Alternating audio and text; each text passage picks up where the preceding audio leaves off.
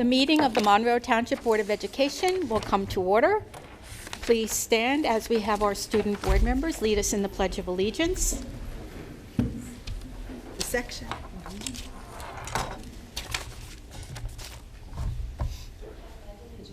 To the flag of the United States of America and to the republic for which it stands, one nation, under God, indivisible, with liberty and justice for all.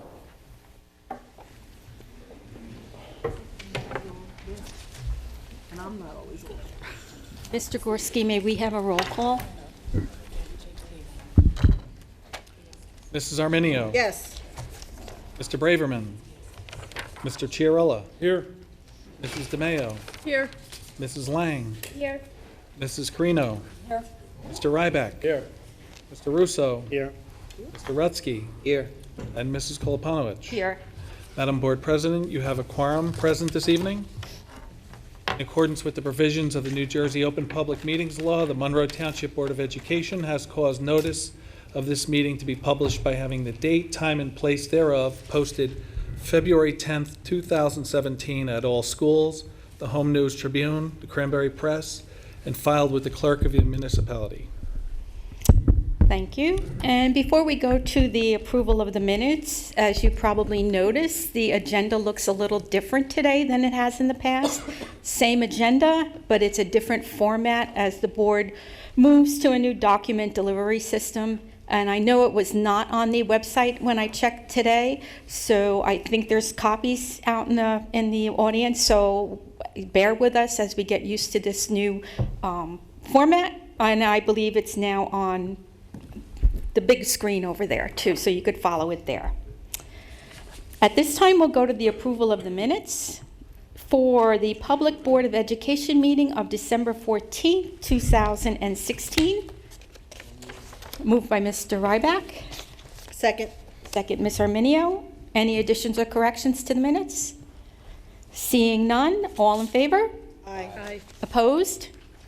Are you opposed? No. Oh. Abstentions? Recusal. Ms. Lang and Mr. Chiarella. The approval of the minutes for the closed session meeting of December 14, 2016. Mr. Ryback? I'll second it. Mr. Rutsky, again, additions or corrections to the minutes? Seeing none, all in favor? Aye. Opposed? Abstentions? Recusals? Mrs. Lang and Mr. Chiarella. So we have the approval of the minutes for the Public Board of Education organization meeting, January 4th, 2017. So moved. Mr. Chiarella, Mr. Ryback. Any comments or questions? Ms. Arminio? On the open meeting on January 4th, I thought there was another member of the public that spoke, but I'm not sure, and I didn't have a chance to go back, so I just would reserve the right if there was another person in the public. And I could be wrong. I just read it very quickly, so if I find it, I'll bring it up at another meeting. Okay. Otherwise, the meetings are okay with me. Okay, Thank thank you you. very much. All in favor? Aye. Opposed? Abstentions or recusals? Okay, then we have the approval of the minutes for the closed session meeting of January 4th, 2017. So moved by Mr. Chiarella, second by Mr. Ryback. Again, comments or questions? Seeing none, all in favor? Aye. Opposed? Abstentions or recusals? Okay, seeing none, we go to the presentations of the support staff of the year. And we are very happy to have this opportunity to support these people who are members of our staff who we could not live without in the schools. We are very happy to have that opportunity tonight to thank them for everything that they do and the support that they give, our teachers and our Board of Education and our administrators. And tonight we get to thank paraprofessionals, secretaries, security, transportation, maintenance, and accounts payable. And that's a lot of the important positions in our district. And Dr. Kozak, would you like to come up and we will present? And Yes. Dr. Alvik and Mr. Gorski? Yes.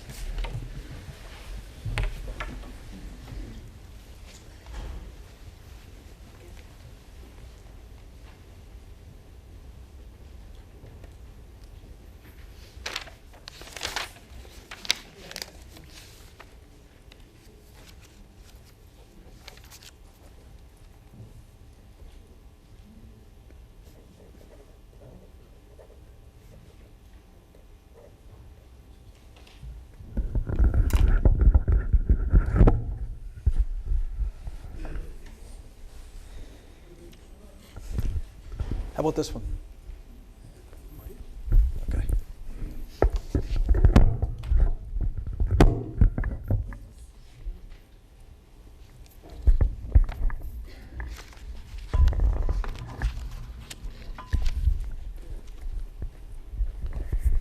Thank you. Good evening, everybody.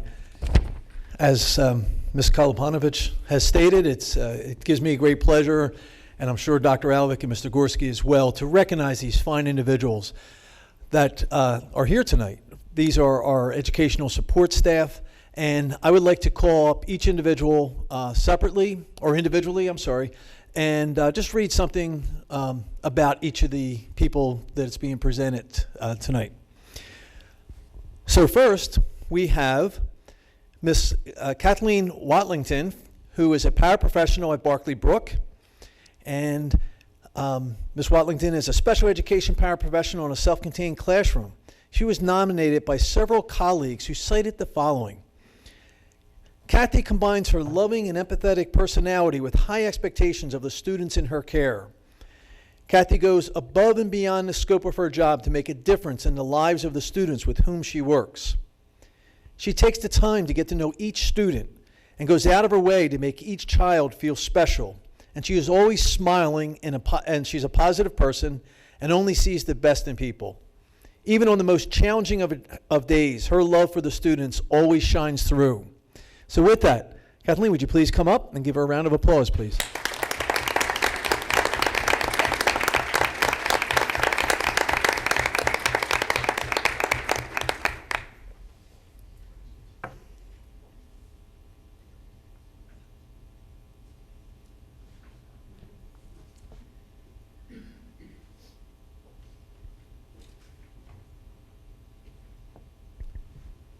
Next, we have Lois Kastrovins from Brookside, who is one of our secretaries. Lois has been at Brookside for 13 years as a school secretary. She is very dedicated to her job and all the students and staff at Brookside School. She always makes herself available to our parents and is willing to assist them in any way needed. She is always willing to jump in and help as needs arise throughout the day. She is very deserving of this award. With that, Lois, please come up. Congratulations.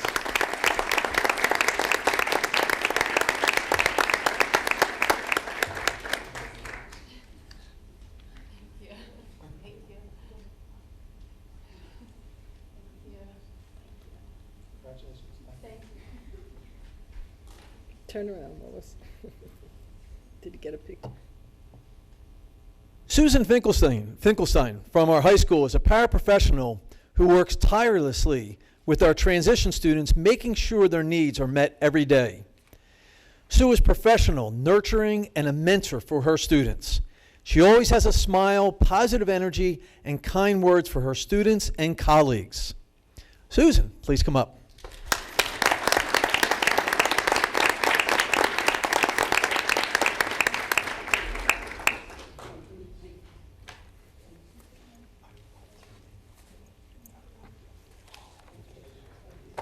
I know.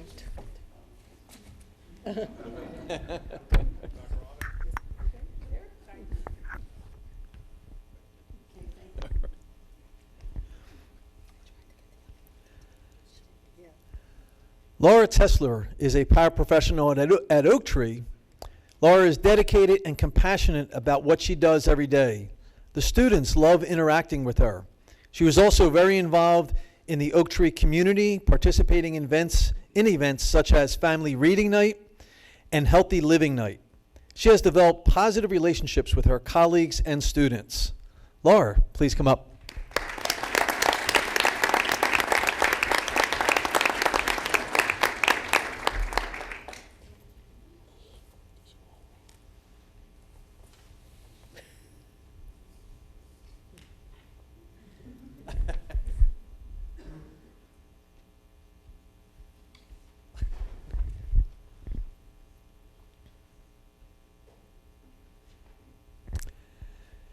Raymond Dursky is one of our security guards at the middle school.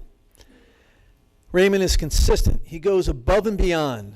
He's organized, efficient, respected, works fantastically with everyone, students, staff, parents, etc., and he creates a bond between security and students.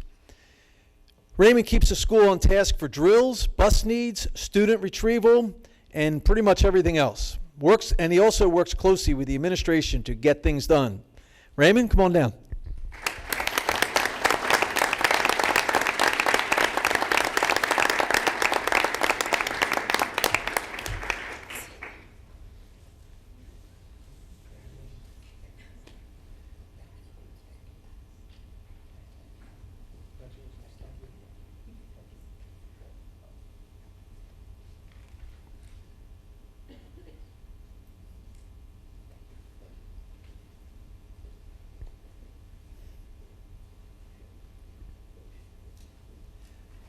Luann Pecorino. Luann is our accounts payable clerk. Mr. Gorski, would you?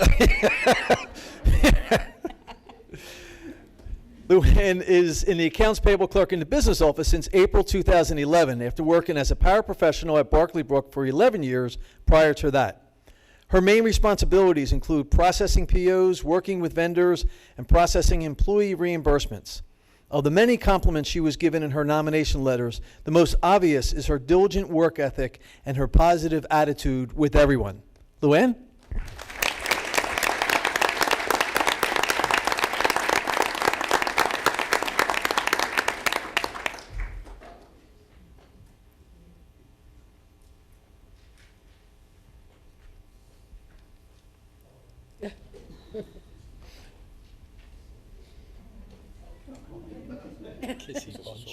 I'm not a big kisser. Hope this is airing after 10 o'clock.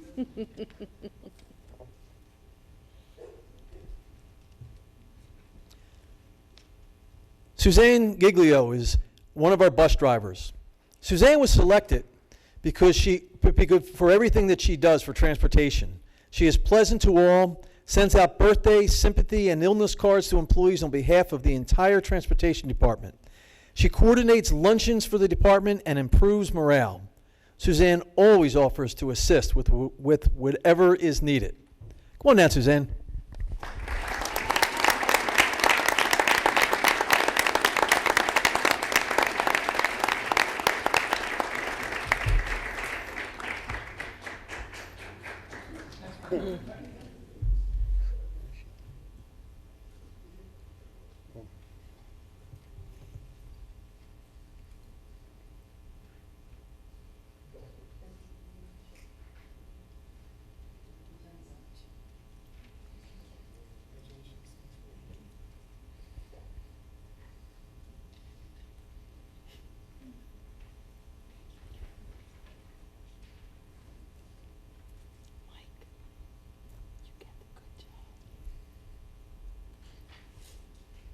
Jennifer Berkshot is a paraprofessional at Applegarth School.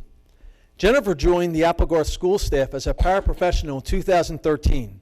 She has worked in several classrooms assisting teachers and students. Jennifer has always been assigned classes to supervise during lunch and recess. She enjoys working with children in and out of the classroom. Staff and students respect her and enjoy working with her. Come on down, Jennifer.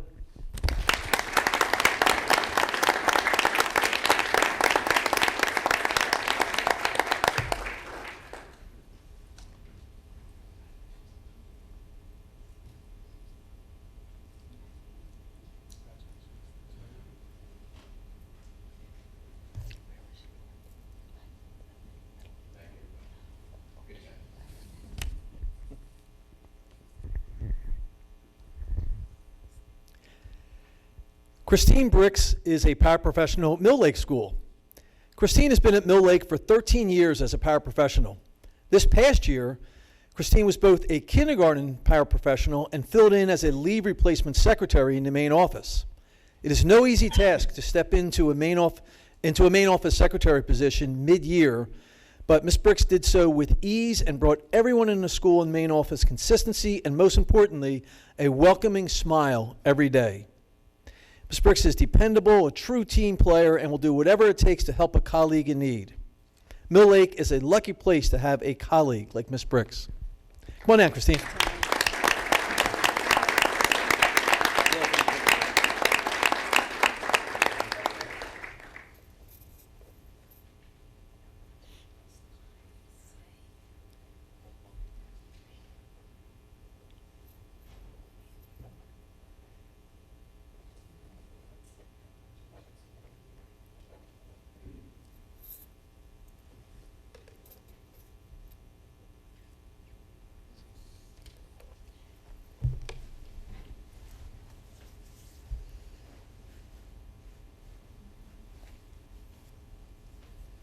Ed Buckowitz is the head custodian at Woodland. Now, before I even read this, I send out a Falcon Flyer once a month, and this past month, I put all the names of our support personnel that were recognized. Somehow, and it was just an omission by error, Ed's name was not included. So first, I want to offer an apology for that, and we're going to make sure that we recognize him in next month's Falcon Flyer. And with that, I would like to go on to say that Ed is Woodland School's lead custodian and this year's educational support staff awardee. He shows exemplary interpersonal skills in communicating with students, parents, community, and collaborates with professionals in the district. He is dependable, punctual, and a team player, and is always willing to help. Come on now, Ed.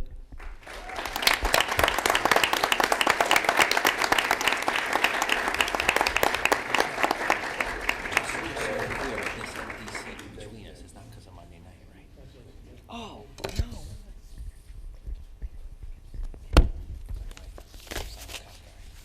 It's okay, so am I. We have one more round for all of our employees tonight. Thank you.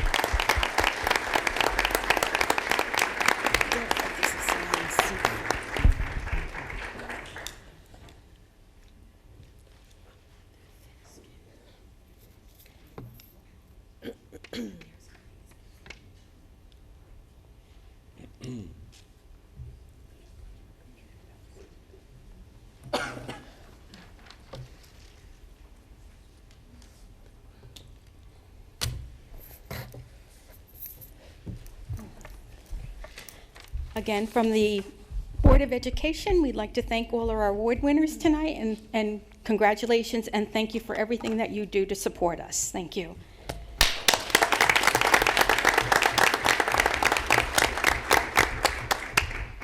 So at this time, we will go to our student board members' reports.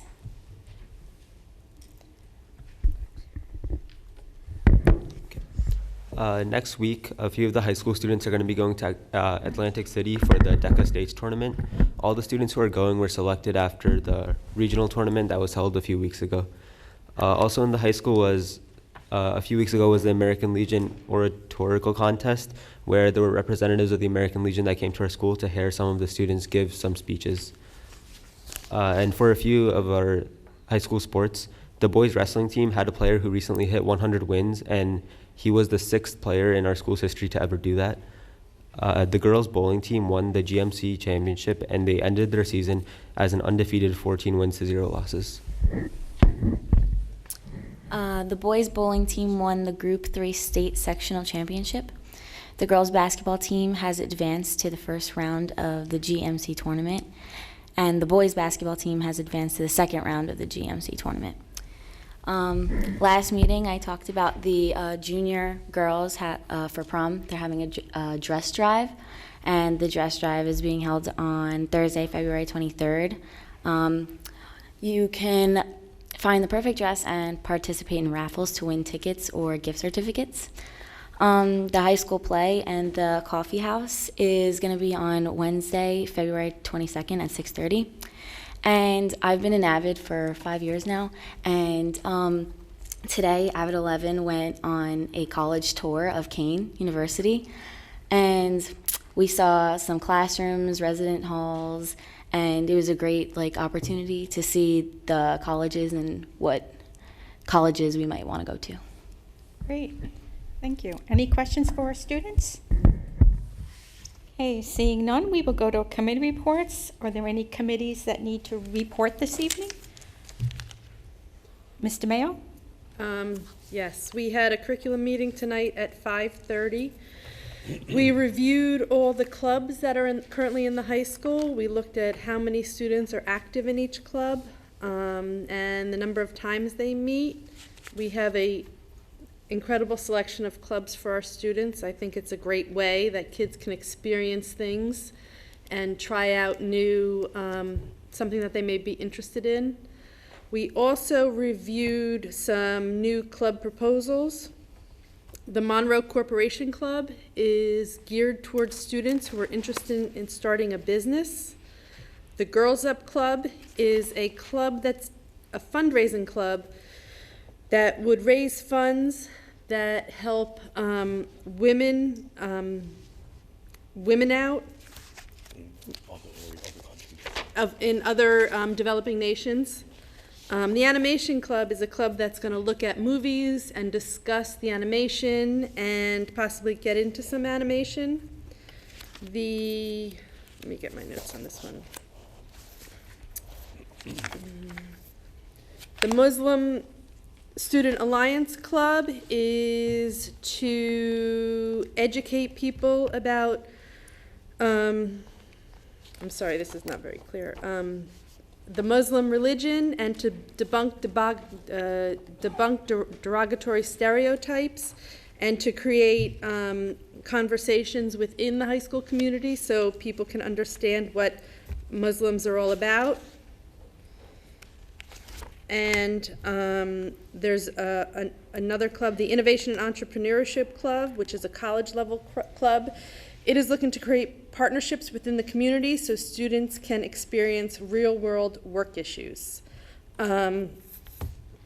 This club is not on the agenda, so I would like to move that we put it on the agenda tonight for approval by the Board of Ed. Okay, is there a second?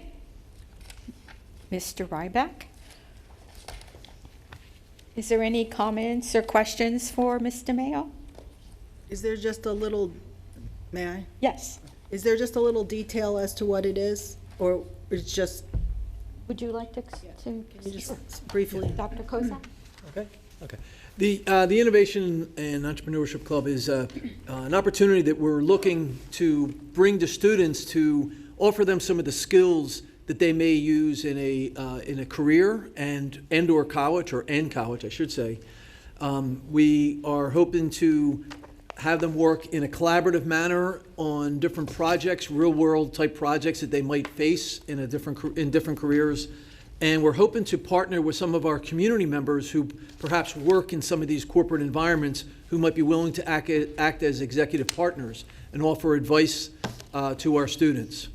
It's also aligned with our academy program at the high school, and we're looking to have the students start work on a capstone project, which will give them a chance to put together a solution to a problem with some of their peers, and present their solution to a group, to a panel.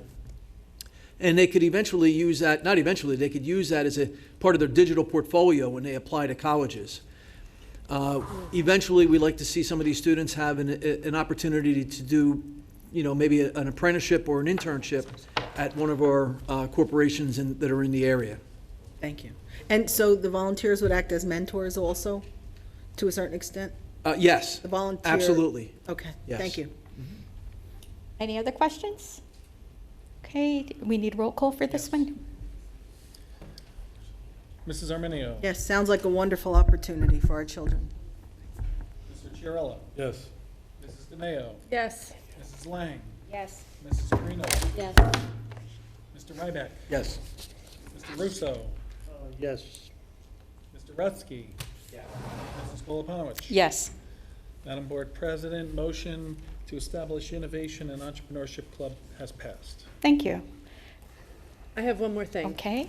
We also discussed the summer band program for grades 5 through 9. It's a summer band program in July. There are 3 offerings. One is for first-year musicians. The second one is for elementary school and middle school musicians who have completed 1 year of advanced band. And the second offering is a jazz ensemble. And this is available to students, like I said, grades 5 through 9. It's $75 per session. And I believe it's also available to the Jamesburg students. Anybody, Jamesburg student who's interested in signing up for this can do that too. Thank you. Thank you. Any other committees need to report? Mr. Chiarella? Yes, thank you. We had a Buildings, Grounds, and Transportation Committee meeting on February 6th. We covered 3 items. We reviewed the land transfer on Church Road and looked at where we're at as far as where we are in the process of that. So far they've been going through with Brinkerhoff. We've been going through just the wetland study, the turtle study, and looking at if there are any buildable sections on that property. As of right now, I think that what we've come up with and what we're looking at is that our main focus at this point is just to acquire that land, to have it in our inventory, and not necessarily to build on it, but we're looking at all options at this point, obviously. Number two was the need to replace our food service equipment at the Monroe Township Middle School and at Woodland. So in both of those instances, the walk-in refrigerator units and the ovens have been there probably for the length of the schools, both of those schools. And they're at the end of their lives, so they're breaking down, they're falling apart. And the cost to replace those items will be $150,000. But the cafeteria fund and our under Michael Gorski here has been able to retain earnings so that we have that money in that fund in order to expend it for this purpose. So I think that will be that would be a good thing for us to do in order to spend that money and use it to replace those things. Now, with that being said, I don't want to cause alarm out there when people start to think, oh, we have a fund that's accruing money. Are we creating slush funds or anything like that? We have the lowest lunch prices in the county, and that's a testament to our administration and the things that they've done in order to keep those prices low. And these, like I said, these earnings have been retained from that fund and saved for things like this, and that's why we're going to use those. So I just want to make sure that that's clear, that we're not trying to do anything fishy. And then the last thing that we discussed was the proposed land transfer, the lot design for the proposed land transfer on 522, and we looked at the different designs for hosting those buses and the configurations of the parking lot, and how that would look and how that would be set up. So that's still in the process of being transferred and reviewed and everything. But we got a quick look at it, and I think it's a nice design. So. Thank you. Any questions for Mr. Chiarella? Okay, are there any other committees? Mr. Rutsky? Okay, so the Finance Committee met Monday night. I guess just yelling is not good enough. Okay. Let's see how this does. Okay, so the Finance Committee met Monday night at 5:30. We started off talking about a self-maintainer agreement with Hewlett-Packard. So if you can imagine how many Hewlett-Packard printers and or computers and or et cetera or throughout the district, this is an agreement whereas our in-house technology personnel will be trained in how to fix and repair the equipment. So most importantly, it probably saves time. So you're not sending out equipment to be fixed. You're not waiting for a repair person to come in to do the fix. So it should save time and efficiency and shouldn't be a total loss. There's a chance to make back some money on those repairs where we would get reimbursed by Hewlett-Packard for the time needed to make the warranted repairs. So we thought that all made sense from both angles. So that was Hewlett-Packard. We reviewed the district's presentation at the School Funding Fairness to the Senate Select Committee on February 2nd. Not to steal anybody's thunder, but Dr. Kozak, Mr. Gorski, and I believe Mayor Tamburo all presented to that committee everything that we all know to be the situation in Monroe and to make it a little bit more visible out there to the government legislature. And they did a great job from everything that I read and everything we discussed, and they're going to do the next round at the Assembly Education Committee coming up on February 23rd. Probably a lot of the same information, maybe something extra. We reviewed the upcoming budget. So it's budget season. There's going to be a lot of updates coming But right now, we're just, Mr. Gorski let us know that things are on track as we wait for some final numbers to come in from the state. At this point, based on all of his hard work and the numbers look to be coming together, the budget seems to be balanced up to the cap and everything. Again, stay tuned for more information, not to steal Mike's thunder, because I know he's got a lot of fun things to present on that in the future. But again, we're planning on housing 476 additional students in the next school year, so that's something that we certainly have to incorporate into the budget. And then last, certainly not least, is the Jamesburg tuition agreement for the send receive into the high school. So we had what I would consider to be good news from last year, that the numbers worked out very close. In all, Jamesburg came out owing about $29,000 to Monroe for the last school year, which is pretty close compared to previous years when it's been in the hundreds of thousands. So definitely made progress there last year. And if all goes according to plan for this upcoming school year, or excuse me, for the 16-17 school year, when those numbers finalize next year, it'll actually be reversed, and there's a chance that Monroe would owe Jamesburg maybe $200,000, give or take, depending on the cost of the high school tuition. So I hope that makes sense. If it doesn't, please don't hesitate to ask. And then any surplus next year, if it goes that way, will then go to reducing the outstanding debt. That's my report. Thank you. Are there any questions for Mr. Rutsky? Okay. Oh, sure, Mr. Ryback. It's not a question. I'd just like to commend you, Paul, for just being a real team player. I know you're representing Jamesburg, but you also work well with all of us here in Monroe and certainly with our school district administrators. So thank you. Okay, if seeing no more committees, because I think Mr. Braverman's not here tonight, we will go to the public forum. As I've been saying the last two board meetings, we are looking at the policy public participation at board meetings. It has been reviewed by the policy committee, and it is now being reviewed by the board attorney, and hopefully it will be on the agenda in March for first reading with changes. So as of now, we will continue with the current policy. So anyone wishing to speak to the agenda, please come to the microphone, state your name and address for the record. Please address your comments to the chair, and you will have 3 minutes. So is there anyone wishing to speak to the agenda?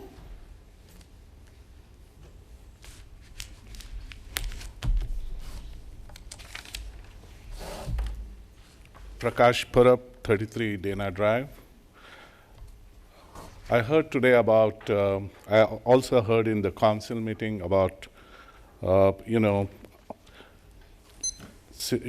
went and presented to the Senate committee, and we congratulate you all on that. And I know our president is planning to go to the assembly, so that's good. The question is, after this presentation, what you all are expecting from the state, and when? What is the timeline? Because we in public will support you all. It is going to happen. We'll hear something by end of February or March, April, when? So that's my question. Okay, Dr. Kozak. Well, thank you for your comments, and we are working on the state funding issue on many different fronts. We have one of our board members, Mr. Chiarello, is working with starting to work with a committee of parents to start addressing this issue. We have I've spoken to the Senate Select Committee down in South Jersey, and then again with Ms. Kalapanovich and Mr. Chiarella and Mr. Gorski, and Mr. Ryback was there, in addition to our mayor, as you have mentioned. and Senator Greenstein, and we're continuing to work on that front to to continue the pressure to have our legislators address this issue, which is affecting over 200 school districts throughout the state.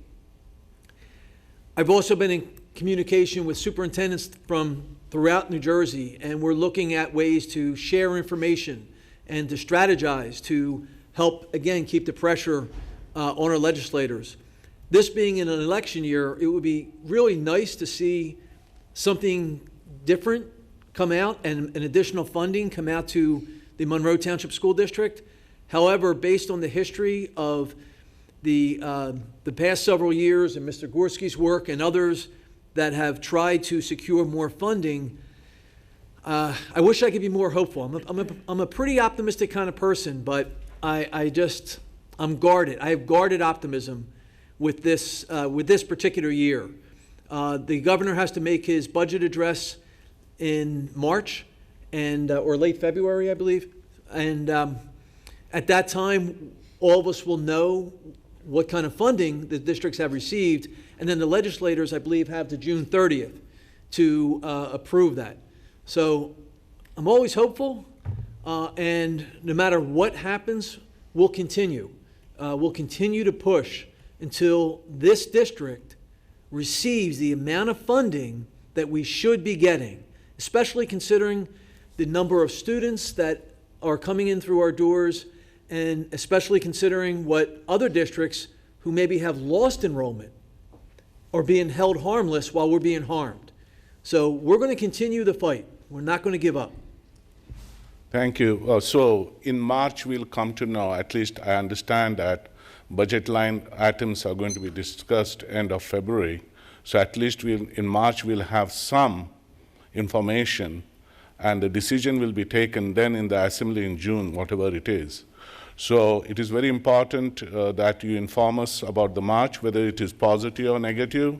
So we will, as a public, then we will can provide what help we can do. You know, we'll spread that message and try to help you all. Thank you. Wonderful. Thank you. Thank you. Anyone else from the public wishing to speak? Good evening. Stephen Manfrey, 12 Belmont Court. A few questions this evening. The first two pertain to the property on Church Road. Mr. Chiarella had alluded to some studies that were being conducted there, both the wetlands and the turtle study. Is there are those studies complete? If they are complete, what were the results? And if they haven't been completed, at what dates do we expect them to be completed? So that's on the Church Road property. As far as the state funding issue, could you elaborate on whether or not the activities that are taking place now are different from activities that we had previously done? And with respect to how far the township is willing to go, I know Mr. Gorski had alluded to over the summer, we had pursued with the township legal counsel, the board legal counsel, potentially suing the state. Are those options still on the table, and are we having those same sort of discussions now, or at least going through discovery there, if in fact the work that we're doing with the legislators doesn't bear fruit? I believe that Dr. Kozak will be speaking about funding in his superintendent's report, and I also have on board president's report a report on funding. So I think some of your answers might be included in these reports. If you can wait a few minutes, and we can give that out to everybody. Sure. And then I'll let Mr. Gorski handle the other information, the other question.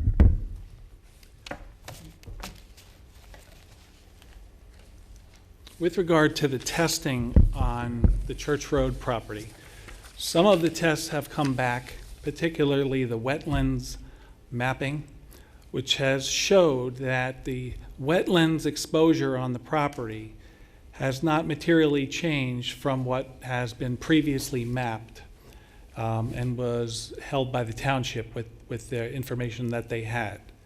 And that's favorable news. The only thing that it appears that the wetlands could be affected by at this point is the turtle habitat study, which has been suspended because of the dormancy of the turtles and will reconvene in their habitat cycle in the spring, I understand.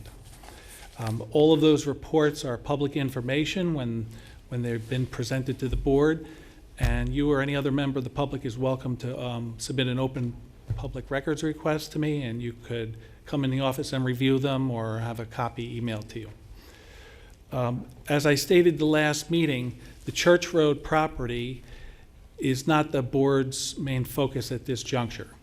There is another more attractive piece that has come up with much less negative contingencies, including some wetlands mitigation that still would have to occur, road widening, which could cost tens of millions of dollars, sewer connection and utility hookup because that's outside the zone, as well as other challenges with that property. We found one that's more attractive now that we're pursuing. However, the district still would like to receive that property and add it, as Mr. Chiarella said, to our inventory for perhaps long-term consideration down the road. Okay. And any update on that property that seems to has taken, that's the focus now, on whether or not a deal is consummated or close to being consummated? Yes, there are 2 other properties that the board is focusing on now. And that as that's being negotiated still, that's not public information yet. It could compromise the board if that information was released at this juncture. It will be in the future. And I will tell you that the administration is most elated and excited about the opportunities that these 2 pieces present to us at this time. Well, as part of our whole bond referendum process. One of the key components here is the construction of a new Monroe Township middle school. And to find a parcel of land in this township to accommodate that has been very challenging. But we have 2 right now that we find very attractive, and we're pursuing very aggressively. well, it's great, and if you're excited, Mr. Gorski, I could assure you the public's excited as well. Thank you. Is there anyone else from the public wishing to speak? Okay, seeing none, I will close public forum, and we will go to the superintendent's report. Dr. Kozak. All right. Thank you, Madam President. As Mrs. Kalapanovich has mentioned, and also Mr. Ruski, I've been asked, as well as a couple other members of the board and Mr. Gorski, to present to the Assembly Education Committee next week on what I term as how the hold harmless provision with state funding is actually harming Monroe Township. We've already presented to the Senate Select Committee, and we're just hoping that our message is heard by as many people as possible. I do know that when we go back to these committees and they start looking at us and saying, we recognize you, you're from Monroe Township, correct? That's a good sign. And we'll continue working on that until we, hopefully have some sort of resolution. There was a question that was just brought up about, legal action, and I know that one district in South Jersey did bring legal action against this state. They went to the Supreme Court, and it was denied, and it was sent down to a lower court. So we'll be watching that closely to see if there's any action on that front. Last week, I recorded a new TV show for Channel 28, and the title of the program is called Focus on Education. And I hope to use this program to feature students and staff in the district while keeping the community apprised of our efforts to secure our fair share of state funding and our ongoing work toward addressing our increased student enrollment. Last week also, Miss Lang and I attended a meeting in North Brunswick regarding charter schools. And the meeting was attended by superintendents and board members from approximately 10 different school districts, as well as Mark Biedron, the president of the State Board of Education.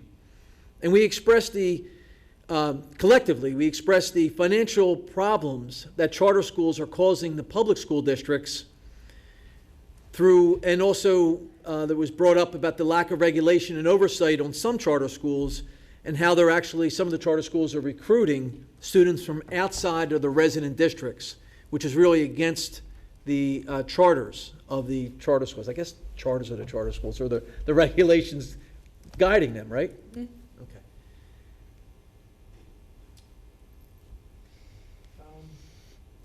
Few things that I had mentioned that our students did a wonderful job of reporting on, but there is news tonight that our boys hockey team won their game tonight to advance to the GMC finals. So congratulations to our boys hockey team as well. Absolutely. Ice hockey. Oh, I should specify ice hockey. There is roller street hockey. Ice hockey, yes.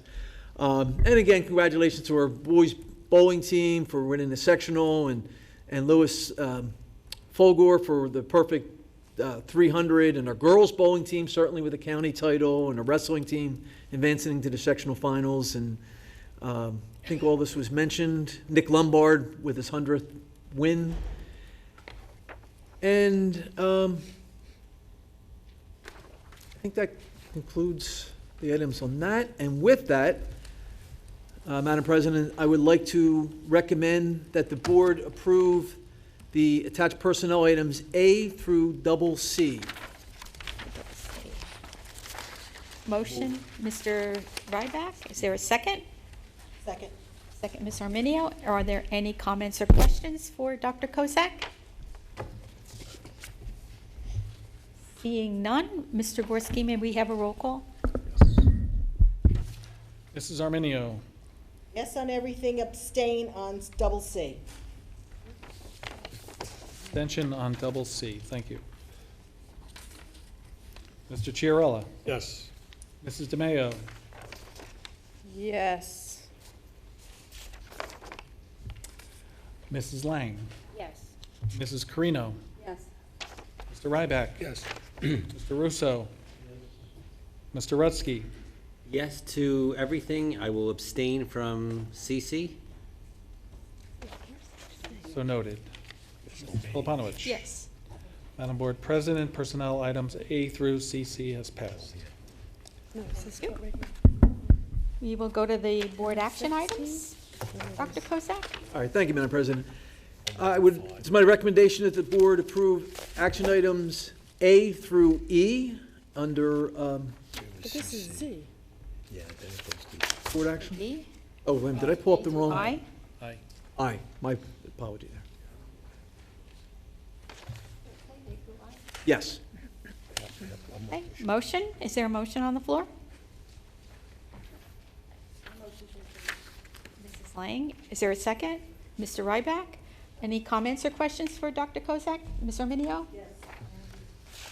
You may. On I, this is the community education spring instructor salaries. I know we've had some discussion about the education.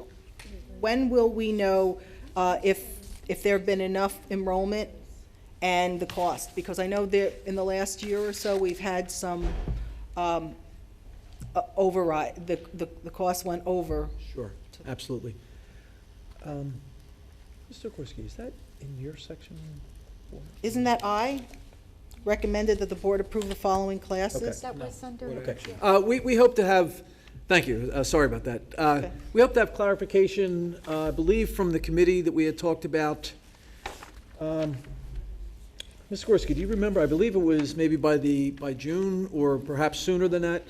I know there's registration was occurring, there was a lot of new clubs, but we did say we were going to come back and revisit that. Right, so it'll be calculated as to enrollment, as to cost, and as to how, if it paid for itself at the very least and it's not in the red? Yeah, my recollection is that we had said we would do the spring, condense it, because I think there are, we have a shorter list, I think, and, well, it looks shorter than me, and then come back in June and review it to see if this is working and we're still going to be okay. And so then that we was will the question. continue So it. if we approve this tonight, which is no problem, and some of these look really, very interesting, that we will know by June whether it was a successful We should, enrollment yes. or not. Okay, so we're going to postpone the calculation until June. Yes. Okay, thank you. Any other questions? Mrs. Lang? What Mr. Arminio just brought up, and just for my own figuring this out, that's under business administrator board action, right? Or is it under, No. which one are we, is For that, board action for the superintendent, because on, it's letter I. okay. On page 10. Right here. It's the Community Education Spring 2017 Instructor Courses and Salaries. Yeah, that's, I thought that's what it was. Am I wrong? That's under a different board action. That's under Mr. Gorski's board action. No, it's under yours. Is it printed out? No? Yeah. No, but I'm looking at it on the saying online. she thinks they need to refresh. there's nothing under E. I don't Okay. see anything under E. Can I just say something?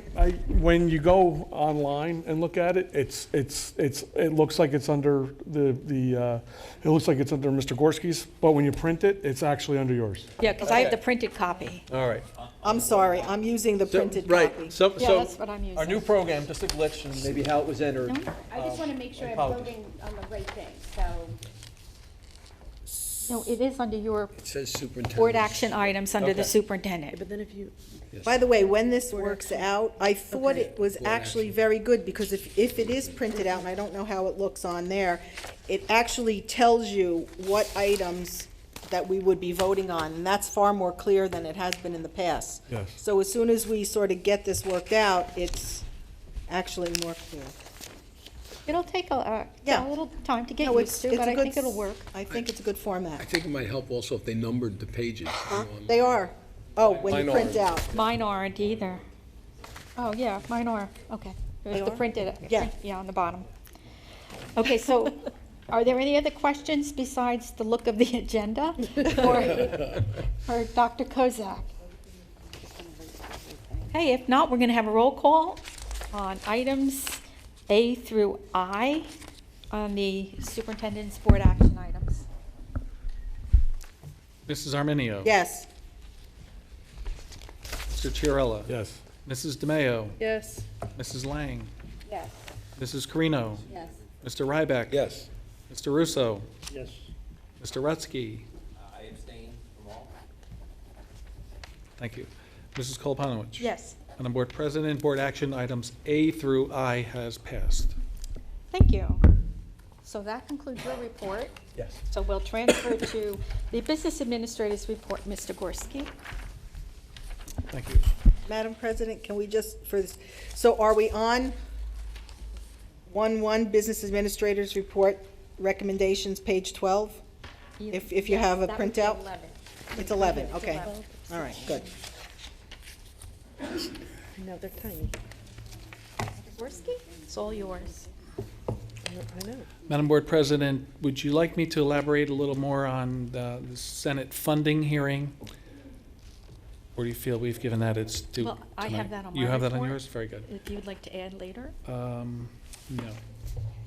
And Madam Board President, members of the Monroe Township Board of Education, it is recommended that board action items A through E be approved by consent roll call. So moved. Second. Mr. Ryback and Mr. Chiarella, questions for Mr. Gorski and Mr. Chiarella? Yeah, I have pretty much a statement on C, so I think that, I'm seeing that Ms. Arminio is being recommended to be our delegate to New Jersey School Boards Association, so I think, thank you for stepping up. Hopefully you want to do that, right? But, I was asked to by the president, but I will okay, step but I up. think, I thought you were the perfect person. I think you'll serve us I well, really so I just did. wanted to thank you for that. I think you'll do a great job there. Thank you. Anything else? Have a roll call. Mrs. Arminio. Yes.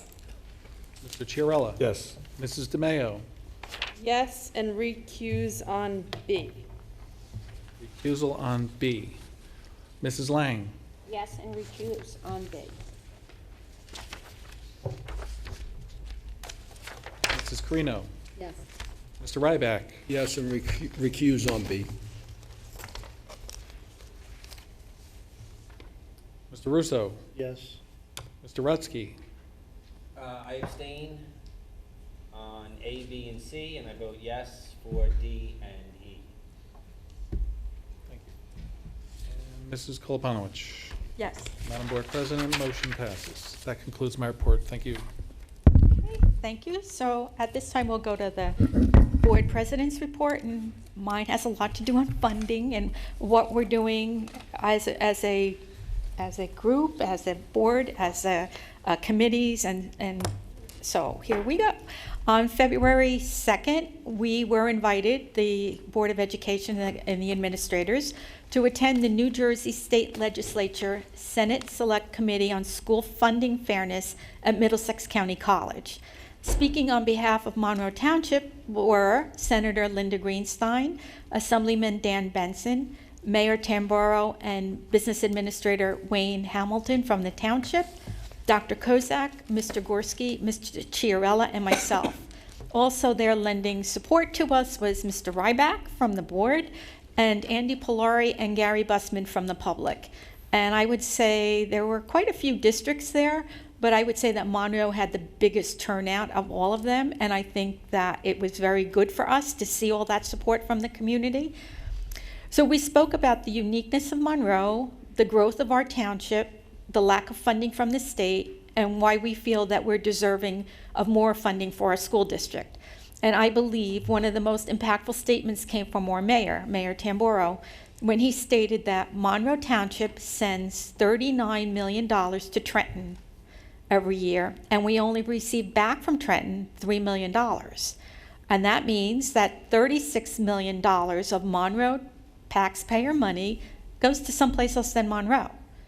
And therefore, because we have to make up that difference, it puts a major burden on our taxpayers to have to shoulder the majority of the district operating budget through property taxes. And I think one of the things that we're finding out now is that because it's an election year, everybody's willing to listen to us. And I don't believe, it's my personal belief, that we will find any relief for this year, but I'm hoping that with the election and everybody listening to us, that we will be able to hear something for next year. If we do get something for this year, I think it's a bonus. We were also invited to speak next Thursday, February 23rd, before the Election Education Committee in Trenton on the same subject. Instead of the Senate, we'll be talking to the Assemblyman. And as I said, being an election year, I think everybody's willing to hear us. Continuing with funding, Mr. Chiarella and I were invited to have a conversation with Senator Greenstein and Assemblyman Benson and D'Angelo to discuss district funding needs, the creation of our new district ad hoc committee on fair funding, and various ways that we can work together, or not together, but various ways we can work on our funding fight. So we are, at this point, putting the ad hoc committee together. We're in the process of inviting community members that we feel will be a valuable addition to this fight, including township members, MTEA members, and a mix of residents throughout the community. And it is our hope to have this committee up and running as soon as possible. And I feel that the more people that we invite, the louder our voices and the more we're going to be heard. And I think this being different than in the past, it's been us fighting alone, sending resolutions to the state, and now there are other districts that you hear that are doing the same thing. And as a community, we'll be reaching out to the community for your support. And as we move with the ad hoc committee, we will be doing certain things that we know we will need the support of the community to back us. So that's where we are right now with the funding. And I don't know if anybody has any questions about that. Mr. Russo? Just a question on the letter writing campaign. The public has been waiting, and I think we have a letter pretty much.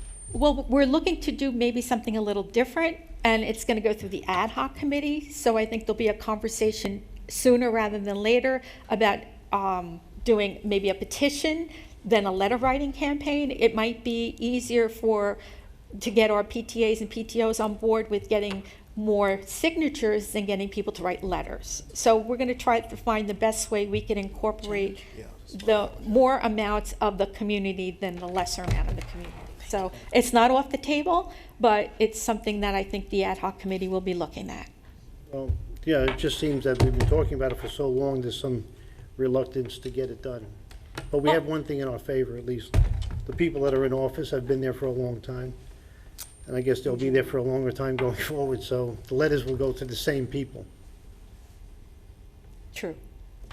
So, Mr. Chiarella? Yeah, I just want to, and I don't want to step on your report, but I just want to just make a quick comment on that. Just that I think that, and I'm speaking for myself here, not for the committee or for the board, but I really think that we need to leave all options on the table with regards to funding. I think that we're in a situation where we could easily be used by elected officials in order to get elected or re-elected in November. And I think that one of the things that we need to do is hold their feet to the fire and basically tell them that if they want our support, then they're gonna have to give us support in return before November. So I don't know how that'll work or if they could find it, but I'll tell you this. When I look out and I watch the news and I hear everybody talk about funding now, you have Senator Sweeney, you have the Assembly people, you have everyone who's running for governor, including our current governor, all talking about school funding, fair funding, and things like that. Well, they didn't have a problem when it came time to get together to raise our gas tax. So I think that they could probably find now common ground, since they're all talking about funding, to get together and fund us properly. And I think we need to hold them accountable to that. And then remember what their actions are now in November and hold them to it. So as far as that goes, I think that we all options have to remain on the table, and I requested that you are a member of the ad hoc committee, so you'll have your say there also. We'll be able to we'll look at a lot of different avenues. Thanks. Okay, any other questions? Okay, seeing none, we will go to other Board of Education business. Is there any member of the board who would like to, Mr. Ryback? I'd just like to speak a little bit about charter schools, because it was in a big article in today's Star Ledger. And basically, the article was about one particular one, the Red Bank Charter School, but there are many charter schools that have to be looked at. We've said in the past that, they have to level the playing field, because they're not held to the same standards as we are. The teachers don't have to have the same certifications or college credits, and the same thing for administrators. The applications for charter schools that go to the state are not really looked at with the detail that they should be looked at. As a matter of fact, a lot of those applications, they mix up districts. Those applications may come from an office out of the state. They're not familiar with the district. They'll misname a district and misuse information. Well, concerning the Red Bank, this is what it's under federal investigation now. There are two more they're looking at, but they're not investigating them yet. But with Red Bank, the investigation is to determine if the school's enrollment and recruitment practices discriminate against Hispanics and ELL students. The article notes the school serves 200 students in grades K through 8, and they brought the information during the 2015-16. 200 students of the student body that were very different in population than the rest of the district. By that, they meant that about 39% of the students attending the charter school were white, compared with about 7% in the school district. The charter had about 41% on free and reduced lunch, whereas the rest of the district is on 89%. Now, the charter, of course, is coming back and claiming that the information is incorrect, but that they have recently started weighting its lottery in favor of economically disadvantaged children. Well, that might be true. What about all the years they've been working without weighting? And how many other charters are not weighting and really causing segregation and problems with that arises? It's not the way we should be educating students. It's not what we should be bringing forth in our society today. They need to level that playing field. Thank you. Thank you. Anyone else have anything? Go ahead. Oh, Mr. Minio? I just want to thank the administration and the members of the board and the public, of course, for going out of their way and going to speak regarding the state funding. So I want to thank you very much. Also, I would like to thank all of the support staff, congratulate them for this evening's awards.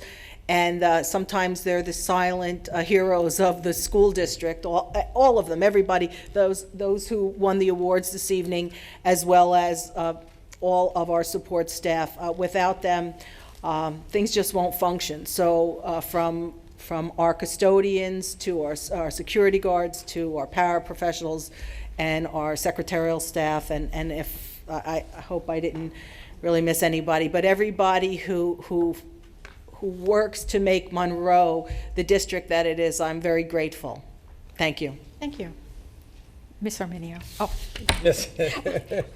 No, you don't want to hear from me again. No, well, I do. Ms. DeMayo. Last week, Patty and I went to a conference titled New Jersey Education Policy Agenda for the Next Gubernatorial Administration. And it focused on 4 topics: school funding, governance and accountability, assessments, teacher training, certification, diversity, and evaluation. We were mainly interested in the school funding aspect of it. And it was, the speakers were phenomenal. Bruce Baker is a professor of Rutgers. He does the blog School Funding 101. They talked about the effects of the lack of school funding that we've had over these 8 years and what it's actually doing to districts. How it's affecting low-income schools as well as other schools. Talked about the movement right now with the, the new, Christie's new proposal for school funding and the study commission that you guys are speaking at and what that could mean to the school funding formula. There was also a discussion on New Jersey charter school funding and the issues associated with that and how that is calculated and how that affects districts and what that really means in terms of affecting schools and where that money goes. And I thought it was really interesting. Thank you for going to that. It helps when we're all together working on funding. Anyone else? Mrs. Lang? Hi.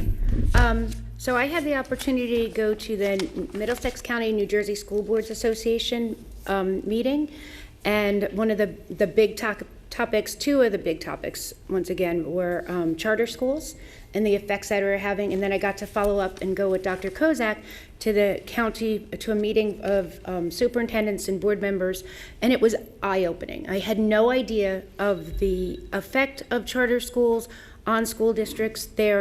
I know that our districts, I believe, we have about over $100,000 a year that follow students to charter schools. There are other districts that have millions of dollars a year that are going, and it's impacting. The South River School District had to lay off teachers. The East Brunswick Public Schools, because they have the charter school there, had to do away with their elementary foreign language program.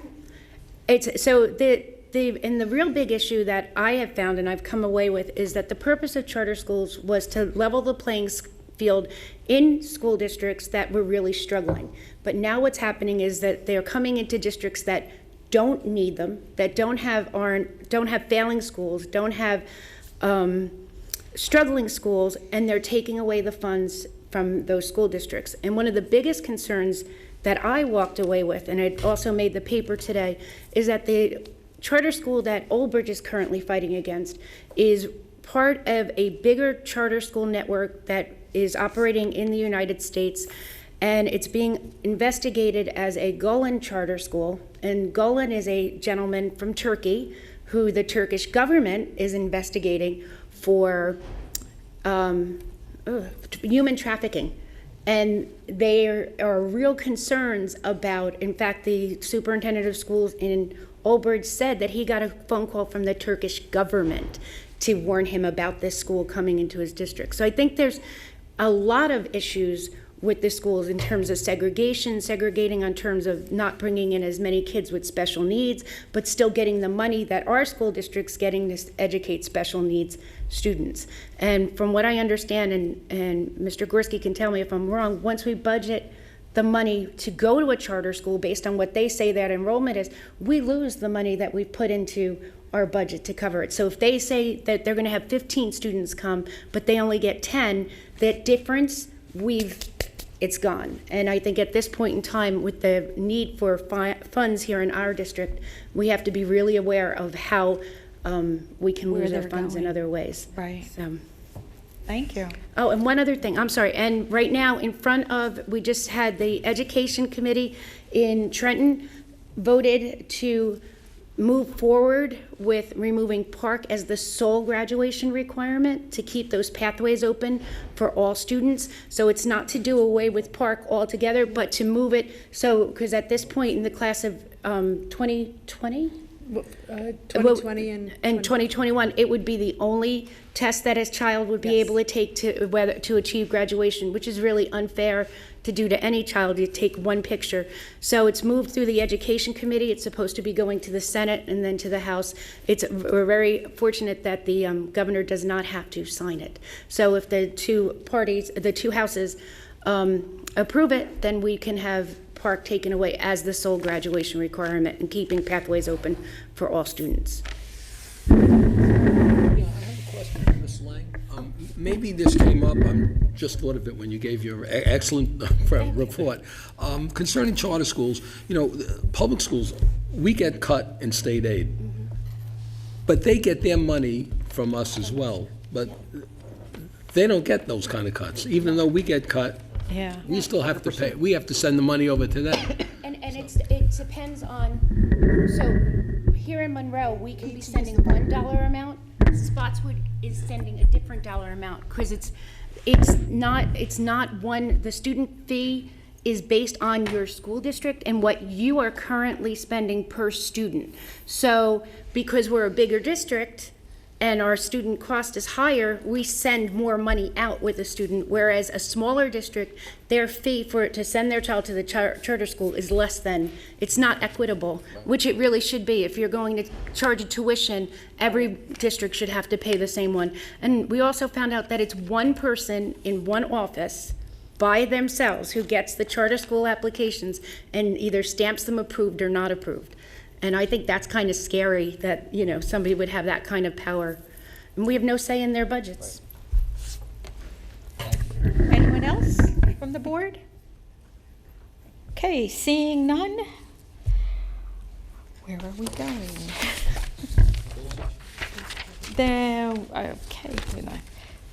Public forum. So anyone from the public wishing to speak on anything, please come to the microphone, give your name and address for the record, and you will have 3 minutes. Sure. Thank you, ma'am. You're welcome. Good evening. Krishna Tekale from Laban Jake Place. Regarding the public involvement in a meeting with the congressmen and the senators, can you please let the community know that we could show up in numbers and help you make your case? And two, the letter writing committee, when you decide on sending the letters, we would be very interested in sending those letters out to our elected representatives.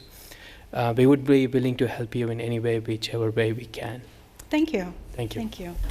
And we're meeting with the Assembly Education Commission Yes. next. I don't even have the address with me. It's in Trenton. I can let you know in just.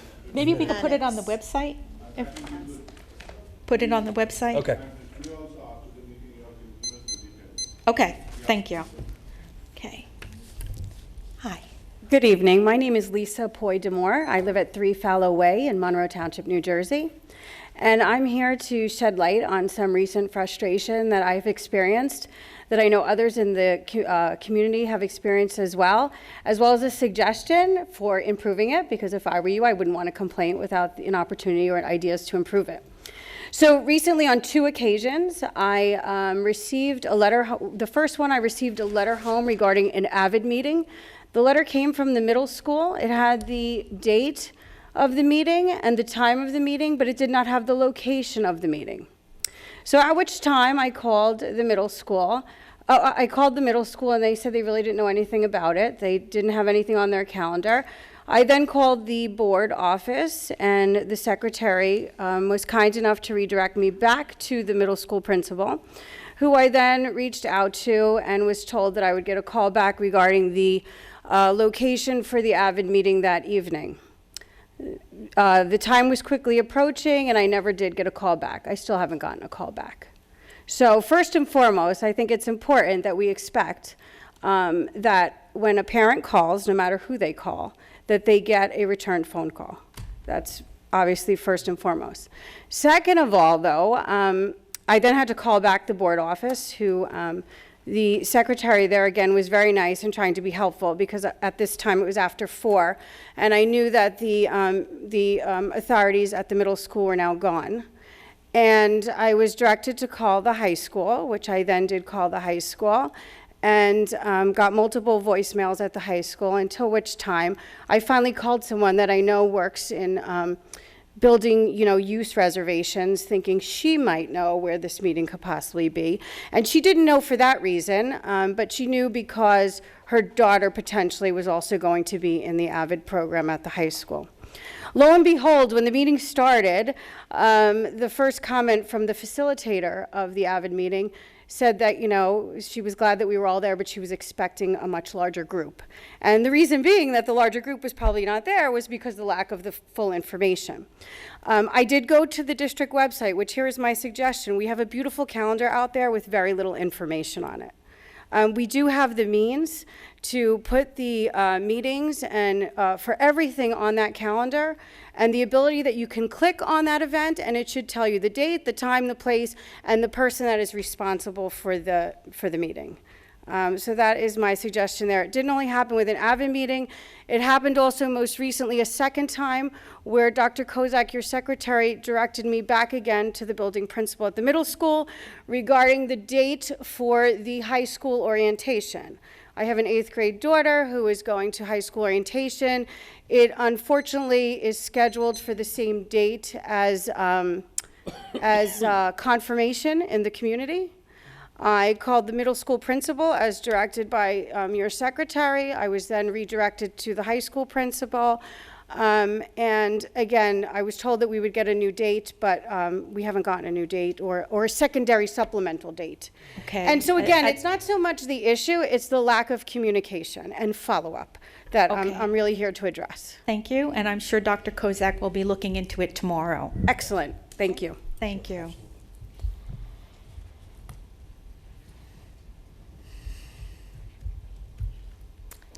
Good evening, Chrissy Skirby, 21 Preakness Drive.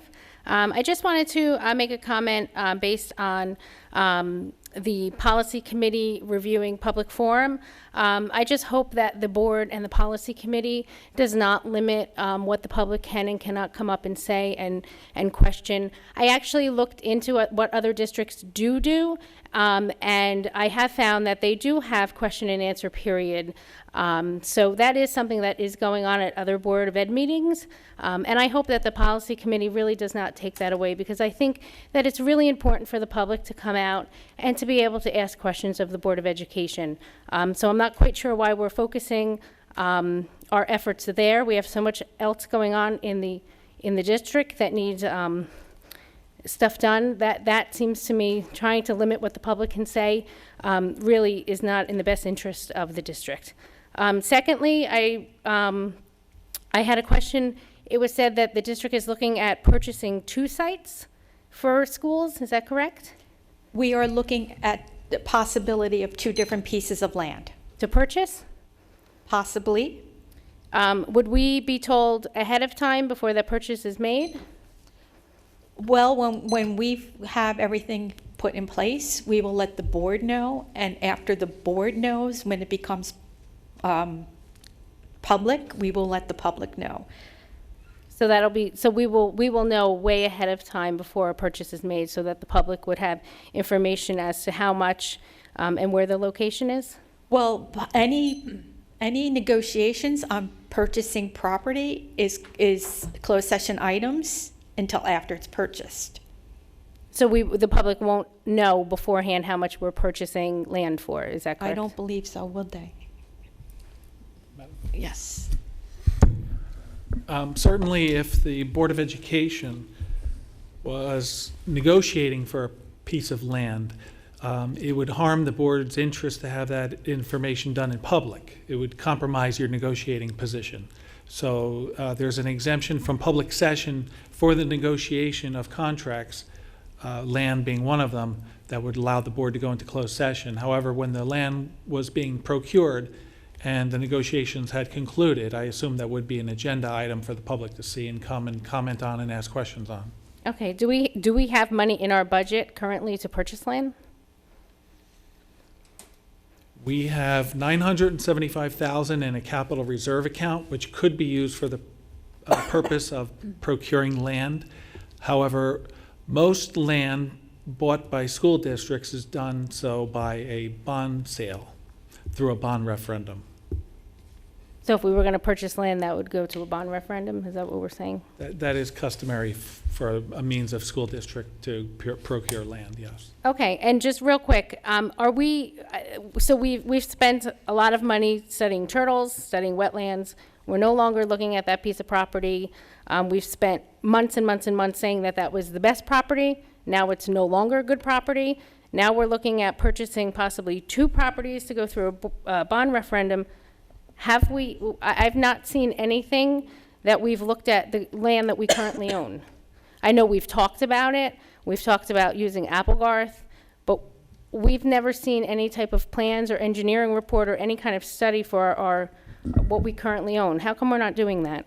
Well, Mr. Gorski did an update at the last board meeting on the properties we looked at and why we could or could not use them. We have looked at all the properties that we own. We could build on Applegarth. We could add additions to some of our schools, but most of the properties are not good because of wetlands or different things and the properties we have looked at now, we looked at when we were building the high school also.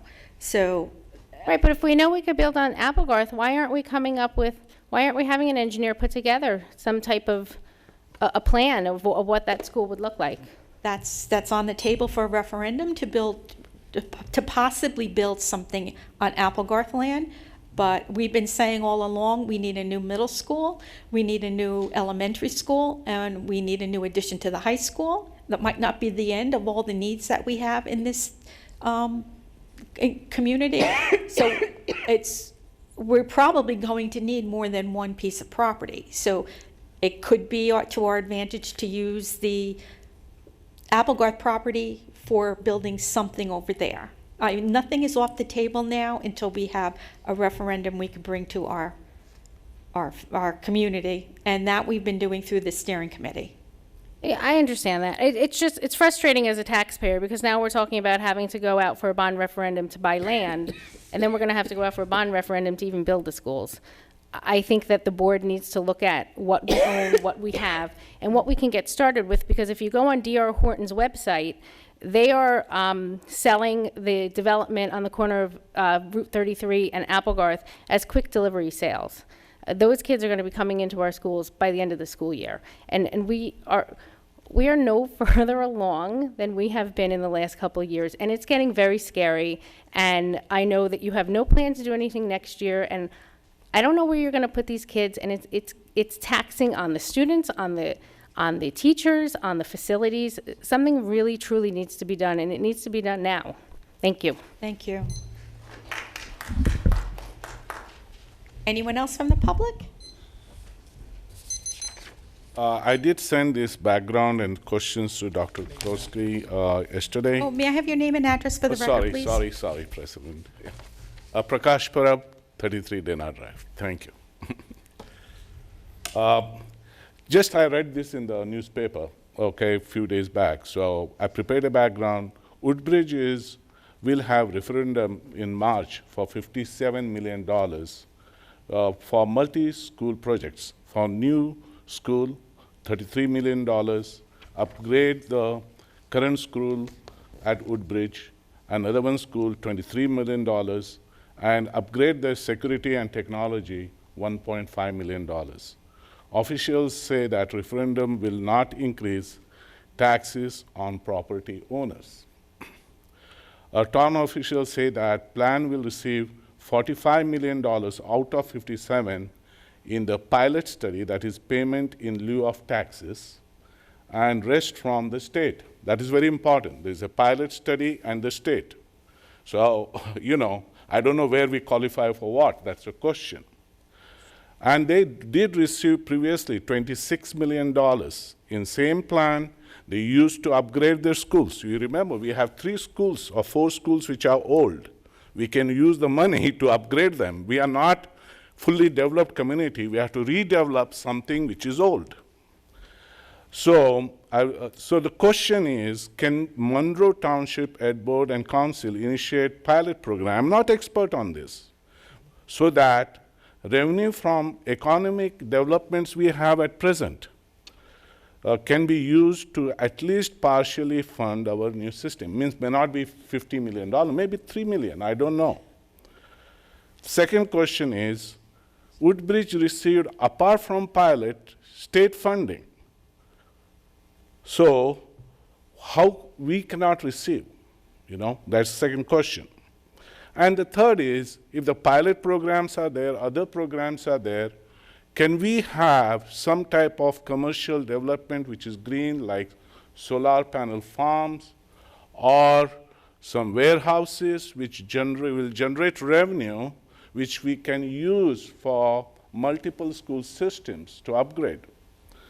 Okay, so those are the 3 questions pertaining to this. And the 4th question is, in the last council meeting, I'm not clear, I heard it, we are going to build another 4,000 houses in next 15 years. 15 years passed very fast.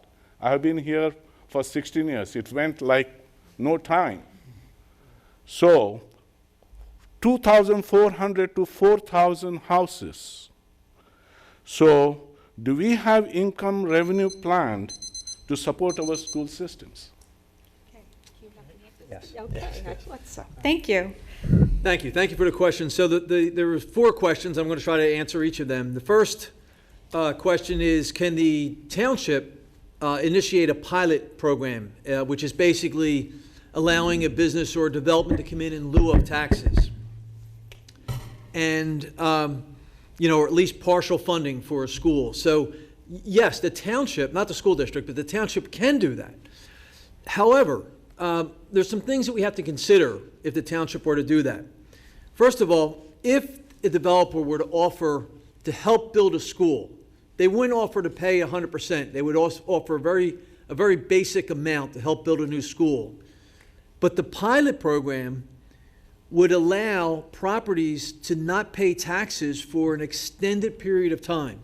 So when we looked at that before, we without knowing all the details, just on a theoretical model, did the math on that, and we would lose, as a township, we would lose much more money in taxes, in tax revenue over the years than we would gain by any kind of assistance that a developer would offer to build a new school. The second question is regarding Woodbridge and how much state funding they receive. In New Jersey, as I'm sure you know, the communities and the school districts receive money based on what is considered their socioeconomic wealth in the district. Woodbridge is at what would be considered a lower socioeconomic area than Monroe.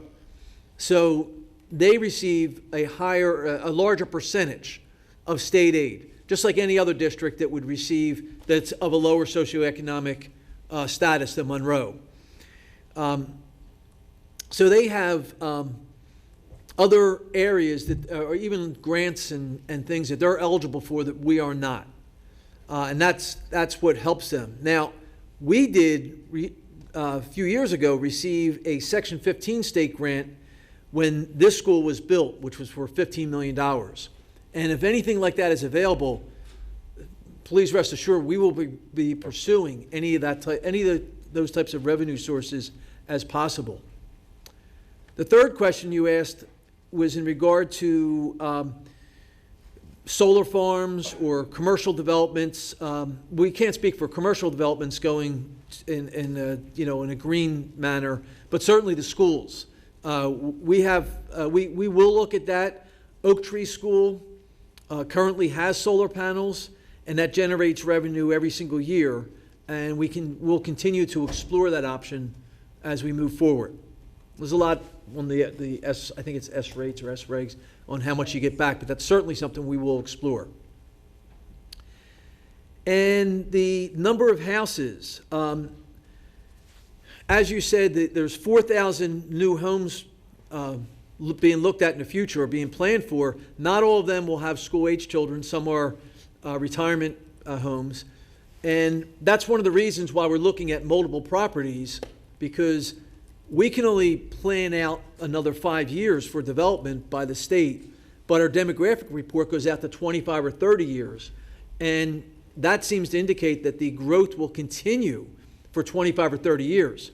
So if we use some of our property that we own now and any new property that we may acquire, that'll work for the present, where that 65 acres on Church Road might be better suited for a date in the future. It's good for a school district to plan as we can, especially if it doesn't cost the district any money for that land. And as the homes are added, our ratables do increase.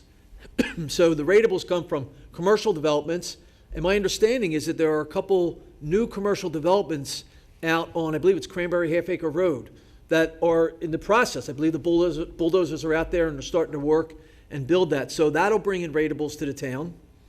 All of our new homes provide ratables, and that has already impacted our budget for 16-17, where our ratables increased over 2%, which helps, helps us to keep the cost down and the taxes down as much as we can.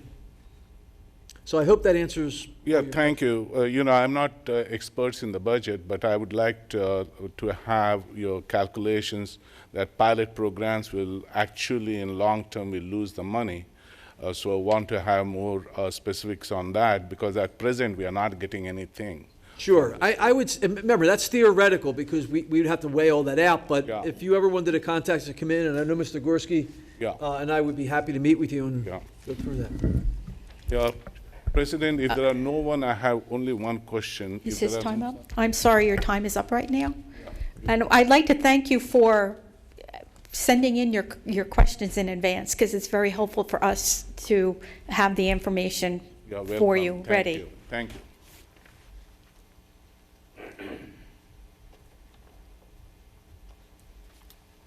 Hello. Hi. My name is Carmen Nesty. I go by the nickname of CJ. Both my children have attended school here. I live at 32 Monroe Boulevard, right by around the corner from Gasco's. I'm here to talk today about a concern I've had with our basketball coach, who's been going on for a year. Some of this board has received some emails from last year, concerns and complaints that I've had. I have them here. In the interest of time, I'll skip that. I'll be happy to make sure every member here gets to see what's on there. One thing I'll ask is, you see the complaints, many times I'll ask, if anything I'm saying is not true, please bring it to my attention. There obviously are more than one side to a story, but I've tried to be very, very accurate. So what happened was, towards the end of the year last year, met with Principal Goodall, spoke with him, emailed back and forth, and his opinion at the time was that he wanted to keep Coach Palaio. Please don't use names, because that could be a personnel issue. I didn't. Thank you for telling. He wanted to rehire Coach. Is that okay? Yes. Okay, the coach. The coach. I didn't know that. Thank you. Wanted to keep the coach on, and that he felt that he could mentor him, and that through more communication we could solve these problems. Well, a year's gone by, and that's not happened. I'll give you an example. First thing I came to the principal about was that there was a program where the students went to Riders College. My son was involved in that when he was coming over from the 8th grade, and the principal, or the coach at the time, left the kids there. So there was no supervision. At the time, looked into, I found out later, much later on in life, and brought it to their attention, and I was told, no, there was absolutely an instructor, there was a teacher there. There wasn't. I was also told they got in trouble for putting Chinese food in bags and throwing it against the walls. I have since found out it's been human fecal matter that was thrown up against the wall. I guess they wanted to see what would stick. So I asked the principal, could you please get to the bottom of this? He assured me he would, and I have not heard anything back, and that's been about a year. It showed me immediately the communication is broken down. I'd like to, the coach had mentioned that he was going to have summer workouts. They were going to fix this problem of him being uninterested in the program and not committed to the program. By the way, we didn't have any summer workouts. What we did have was on the first week of August, there was for younger children in this town can go and they can do a basketball camp. They write a check to the coach and he gets paid, and I'm all for that. I think I'm a businessman. I think there's nothing wrong with you. You have a service to give, and I think it's $75 for your kid to go every day during the week is a great deal for the town, and it's a great deal for everybody. What I do take exception to is that he had helpers. He had asked the students, his players, to give him a hand, and in return for doing that, he would get them basketball apparel. So we shooting shirts and I know that my son had done it to 30 years, never got any. Excuse me, your time is up. So Well, ma'am, I will say something. I know my time's up, but I timed it, and other people had 5 and 6 minutes, so I'm going to ask you to give me just 2 more minutes with request. If that's a comment, I can only give you 3 minutes. If you have a question, we can answer the question. Okay, yes, and with that being said, with what I'm telling you, if this board is not aware of what this coach is doing, and if he's not aware of him leaving students unattended and hiring students and not paying them, and if We'll have Dr. Kozak look into it tomorrow. Okay, great. And so, again, I got this once before, so I'm asking you, how they're looking to get back to me personally, be in the minutes. How are we going to solve this problem? Dr. Kozak, would you get back to him? Absolutely. Great, Doctor. So I'll make sure I send you an email tomorrow with this stuff over here, and we can get. And I would like to get to the bottom of it. And thank you, folks, for your time. Thank you. I'm sure you do the right thing.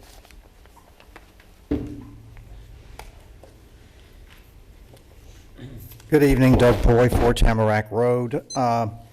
Just a couple of clarifications. We had a big discussion tonight among several members of the board about charter schools, sharing information that you had basically acquired from attending conferences, et cetera, reading things in the newspaper. My question is, how many students do we have residing in our district that actually attend charter schools? Yes. Okay.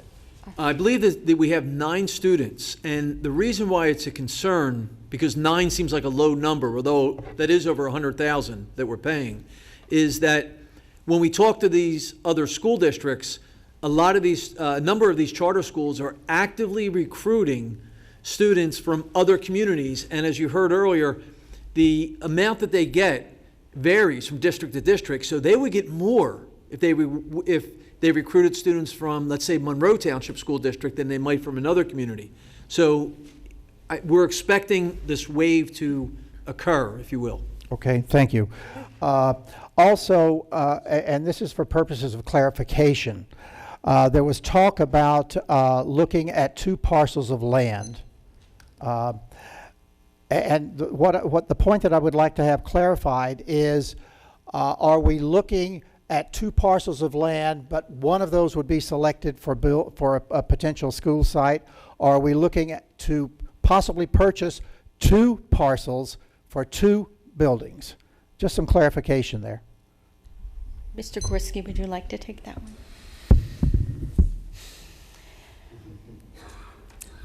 That's what I would be doing.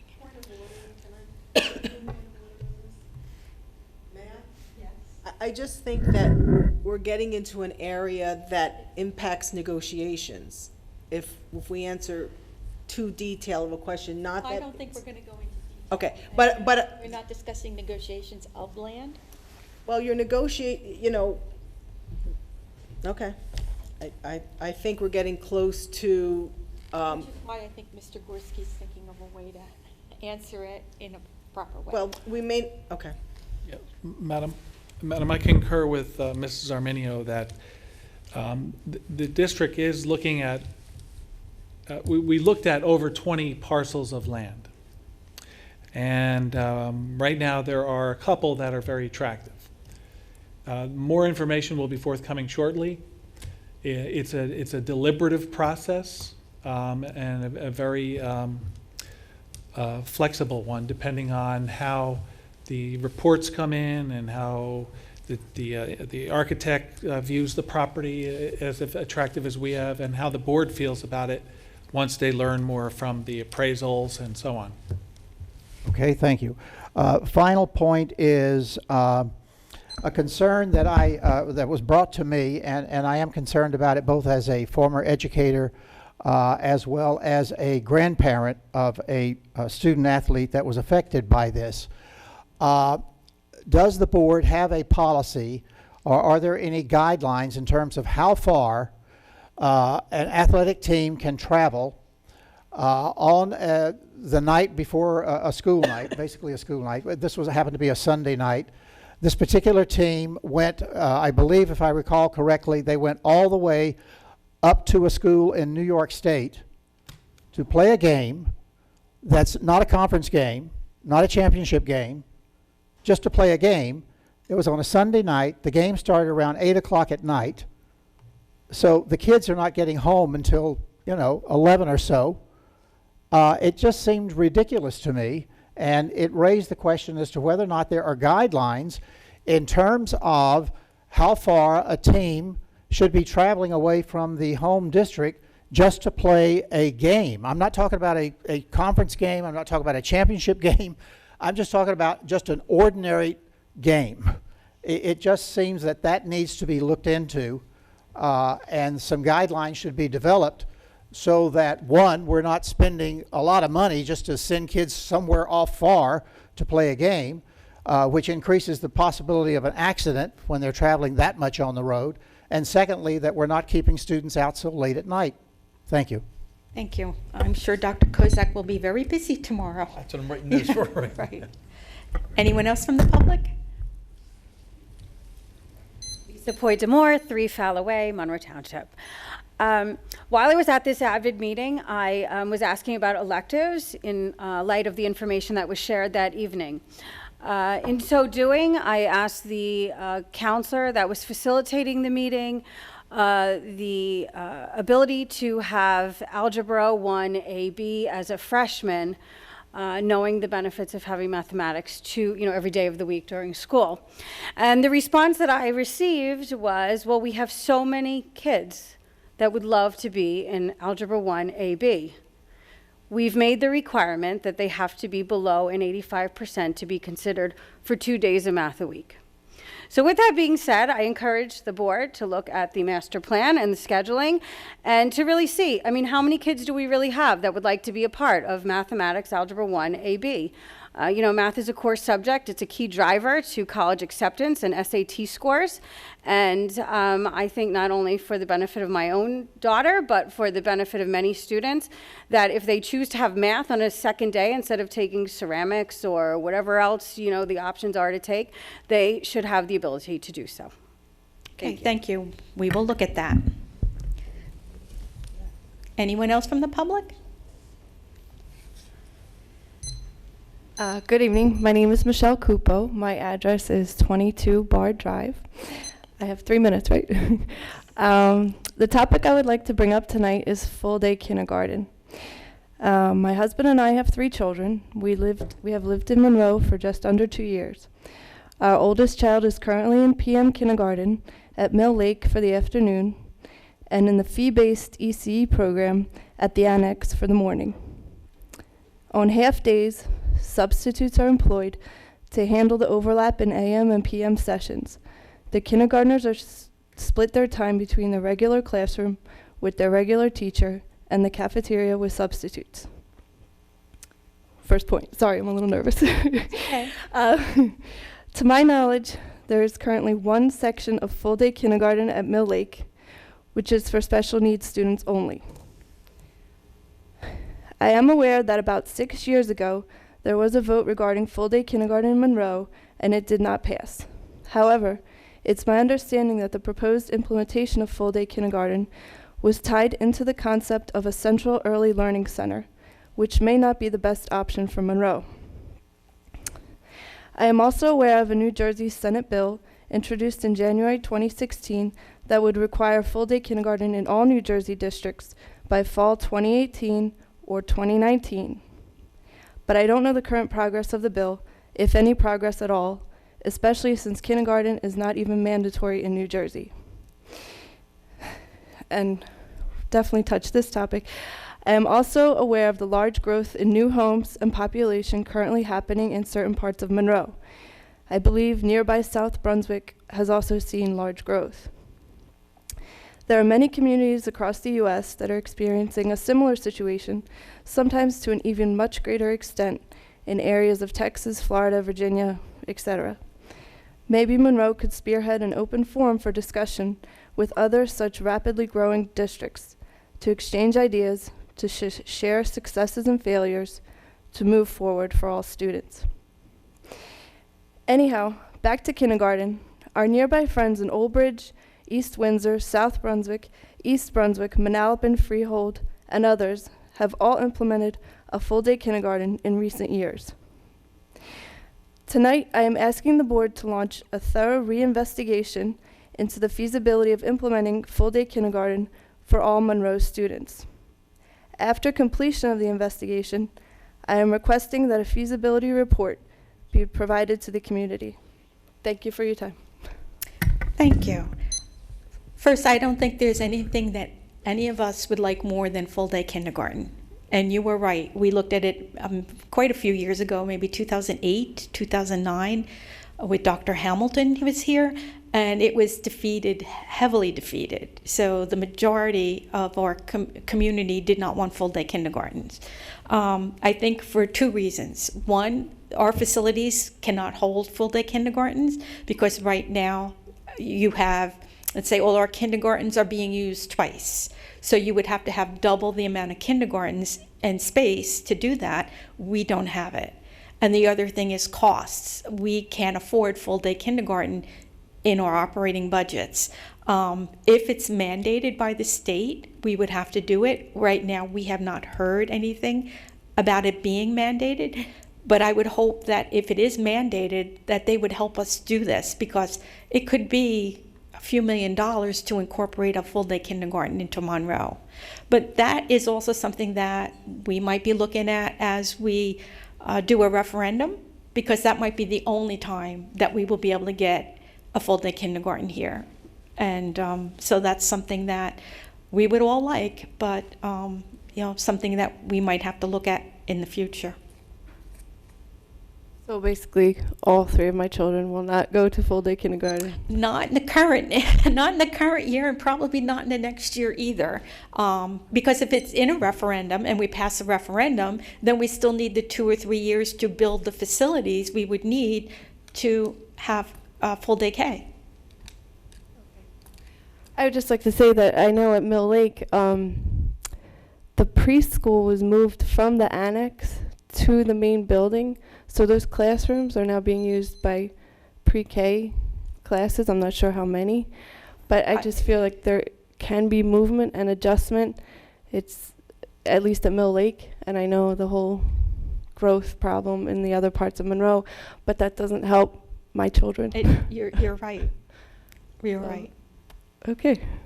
So as to my question, could the board launch a reinvestigation into the feasibility? Yes, we can do that. We could look at full-day K and how we can incorporate. We know we can't incorporate it under the present budgets, but we would have to look at the facility needs, the costs, the staffing, the everything that goes into an extra classroom. Because Dr. Kozak, how many kindergartens do we have now?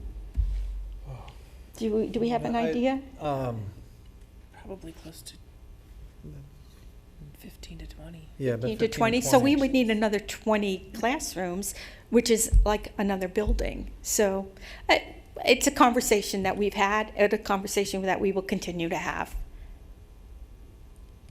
Unfortunately, I don't think it's going to be in time to help you, but we'll do it. We'll have that conversation. Okay. Thank you. Thank you. Anyone else from the public?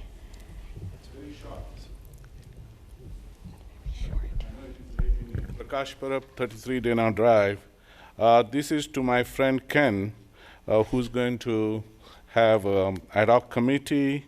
So I'd like to know from Ken, very briefly, what is his strategy, timelines, plans for this, fair funding you are planning? Okay, can you briefly tell us? Thank you. I'll take that question because right now the committee is just starting, and once it starts and we get the committee together, Mr. Chiarella is going to be the chair of that committee, and we will start with what it is we need to do, put a timeline out, give everybody the jobs that they would need to do, and then we will let you know as we go along.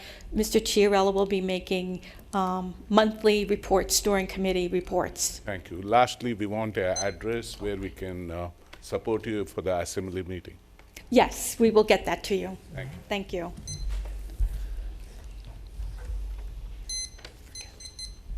Hi, Kim Shavs, 2 Horseshoe Court. I'm here for regards to the Wilson program. I actually love the program.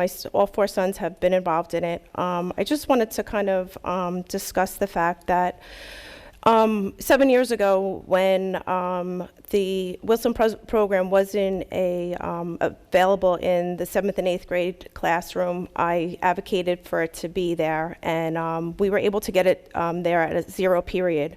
My son at the time took it 5 days a week at 0 period for 7th grade. 7 years later, my youngest son now is in middle school, but starting at 6th grade, and he has Wilson, and he has it twice a week, Wednesdays and Fridays. And I wanted to bring it to your attention that he's used to getting on the bus right before 9 o'clock and going into school at 9. He now gets on the bus for 7 o'clock to get to school at 7:30 twice a week. He's exhausted. He has come to me many times and he's like, "Mom, why am I being punished?"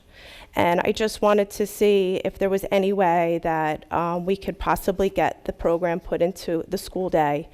I know they have world language and they have an additional math class. And honestly, my son has a learning disability. And a second language is great, but if he's having a problem with his first language, it doesn't make any sense to me that he would have to go early in the morning when there's maybe a way to adjust his day and have it somehow put into his daily routine. It's an awesome program. I would never want Wilson to go away, but as the kids get older, I think it's become an issue, especially for him. He's not an early bird, and it's really difficult. It's 5 months. I thought this would pass, and it's been very difficult getting him there, and I want him to have it because I know he needs it, but I'm struggling with the way it's set up right now. So, Dr. Kozak, Dr. Alvick, do you have a? Do you want to speak on that at all? Or? I don't have an answer. No? Okay, then we'll have to look into it. And Yeah. Dr. Kozak's day is getting longer tomorrow. Thank you. Anyone else from the public? Okay, seeing no one, we will close public forum. And before I go to the closed session resolution, the time and date for the Assembly Education Committee is next Thursday, February 23rd, from 3 o'clock p.m. to 7 o'clock p.m. in Committee Room 11 on the 4th floor of the State House Annex in Trenton. And we'll put it on the website as well. Yeah, we will add that to the website in case everybody didn't get that. So at this time, we will go to closed session resolution. Be it resolved that the Board of Education of the Township of Monroe hereby moves to go into closed session in accordance with the Sunshine Law, Chapter 231 of the Public Laws of 1975, NJSA 10:4-6 through 10:4-21, to discuss the following subject: harassment, intimidation, and bullying. Following closed session, action may be taken. The discussion conducted in closed session can be disclosed to the public at such time as the need for confidentiality no longer exists, and this should only take 10 to 15 minutes at the most. Motion, Mr. Ryback, second by Mr. Chiarella. All in favor? Aye. Opposed? Abstentions? Then at this time, the board will move into closed session. At this time, the board will move back into public session, and seeing no one in the public, we will not have another public forum. So the next scheduled Board of Education meeting is Thursday, not Wednesday, March 16th, 2017, 7 o'clock p.m. at the Monroe Township High School Media Center. Motion to adjourn. So moved. Miss Armini. We never. I'll work that out. I'm sorry, Michelle. I know. Mr. Mayo, Mr. Ryback, all in favor? Aye. Opposed? And at this time, the meeting is adjourned.